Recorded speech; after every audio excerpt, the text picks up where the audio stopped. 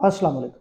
ख़वातीन व हज़रात, पाकिस्तान में सरकारी मुलाजिम को उसकी नौकरी से निकलवाने का एक सस्ता और आसान नुस्खा आपको बताता हूँ।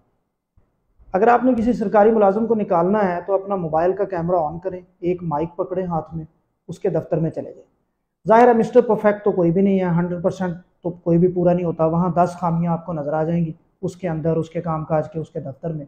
और उसके बाद उन खामियों पे उससे क्वेश्चन करें, उसको टीज़ करें, उसको बुली करें और उसको इतना इरिटेट करें कि तंग आकर वो गुस्से में आ जाए, उससे सिचुएशन हैंडल ना हो, वो आपको गालियाँ देना शुरू हो जाए या बदतमीज़ी हो जाए तो बस परफेक्ट हो गया। उस वीडियो को आप सोशल मीडिया पे डालें, आपकी वीडियो मशहूर हो गई, आप दी बेस्ट सहाफ़ी बन गए और मुलाजिम बेचारा जो है वो अपनी नौकरी से निकल गया या मुअत्तल हो गया या उसकी कोई इंक्वायरी लग गई।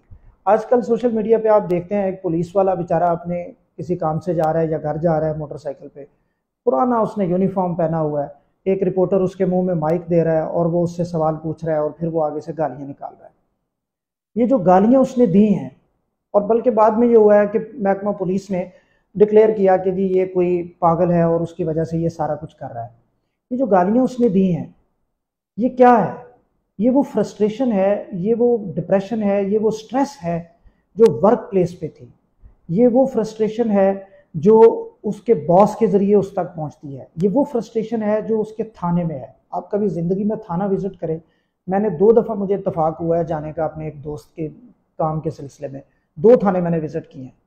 इतना गंदा वहाँ माहौल होता है, इतने बुरे वहाँ हालात हैं, इतनी पुरानी मक्खी, मच्छर, गर्मी, हबस, बंदे पे बंदा चढ़ा हुआ होता है। और फिर एमएससी पास बच्चे जो होते हैं वहाँ पे, वो सब इंस्पेक्टर एसएचओ लगे होते हैं, बेचारे बैठे हुए होते हैं गंदे माहौल के अंदर, कोई उनको सहूलियात नहीं होती। और ये सालों से चला आ रहा है काम, और कोई उसके ड्यूटी आवर्स नहीं है। कभी किसी ने इस मौजू पे बात नहीं की और कभी किसी ने ये नहीं देखा कि वो बेचारा किस परेशानी में होगा। एक सिपाही, पुलिस के अंदर 2 किस्म के सिस्टम है। एएसपी से जो लोग आते हैं सीएसएस करके, वो तो बड़ी अच्छी सहूलियात में रहते हैं। जो नीचे वाला स्टाफ है वो बड़ी परेशानी में रहता है। फिर उसके वर्क आवर्स कोई नहीं है, उसको कोई पता नहीं है ड्यूटी आवर्स में कि मैं कितने बजे आऊँगा, कितने बजे जाऊँगा। 8 बजे भी ऑन ड्यूटी है, रात के 2 बजे भी ऑन ड्यूटी है, सुबह 2 बजे भी ऑन ड्यूटी है, दोपहर को, असर को, शाम को। बल्कि मेरे एक दोस्त है सब इंस्पेक्टर, मैंने उन्हें ऐसे ही किसी काम के सिलसिले में उन्होंने मुझसे रब्ता किया तो मैंने उन्हें कहा कि यार मैं मसरूफ़ था, एक फैमिली फंक्शन था। कहते हैं सर आप बड़े लकी हैं कि आप अटेंड कर लेते हैं। मैंने कहा क्यों? कहते हैं सर हम तो ये अटेंड ही नहीं कर सकते, हमें पता ही नहीं है कि 4 दिन बाद हमारे दोपहर के टाइम हमारी क्या मसरूफियत होगी या शाम के टाइम हम कहाँ होंगे। नोबडी नोज, कोई इनकी वर्क आवर्स नहीं है।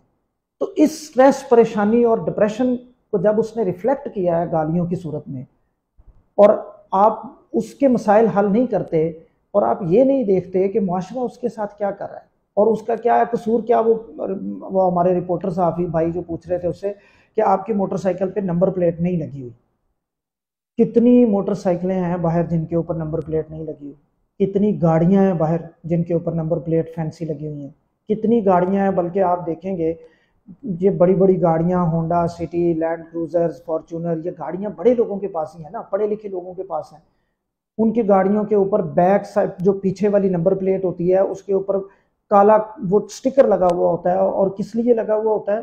ताकि ये सेफ सिटी अथॉरिटी के कैमरों में ना आ जाए, ताकि चालान ना हो जाए।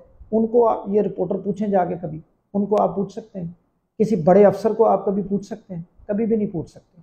ये सिपाही बेचारा मिल गया, उसने यूनिफॉर्म पहना हुआ था, आप उसके मुंह में कैमरा दे रहे हैं। और ये कहाँ की असूल है सहाफत के या किसी भी चीज़ के कि आप किसी बंदे को राह चलते पूछ लें और फिर उसको टीज करना शुरू कर दें।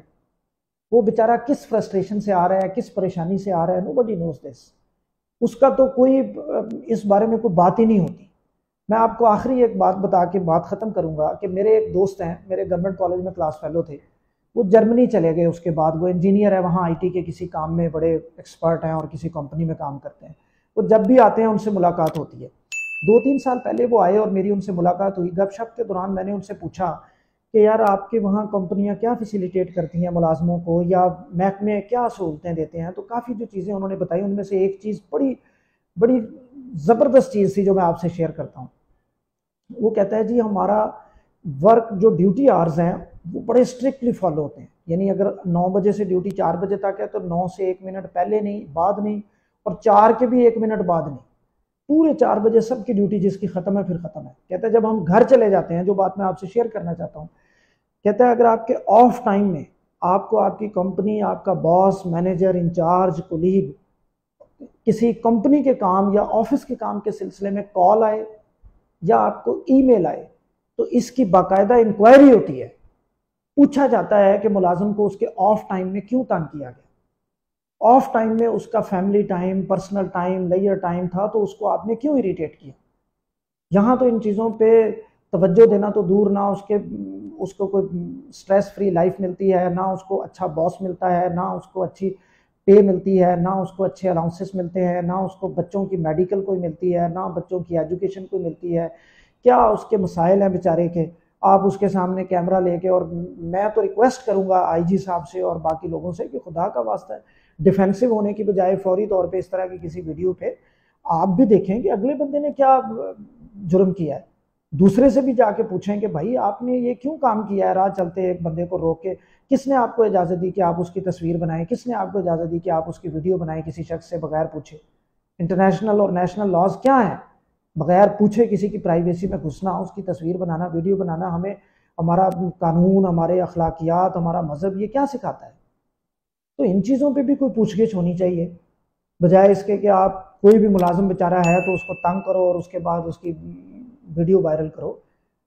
इन चीज़ों पे भी गौर करने की ज़रूरत है। मुझे तो लगता है कि हमारा पूरा मुआशरा जो है ना, वो सोशल मीडिया को लेकर पागल हो गया हुआ है। जिसका दिल करता है वो अपना चैनल बना के जो दिल करता है वो करना शुरू हो जाता है। इस पे खुदा का वास्ता है कि कोई हाथ हौला रखे। शुक्रिया।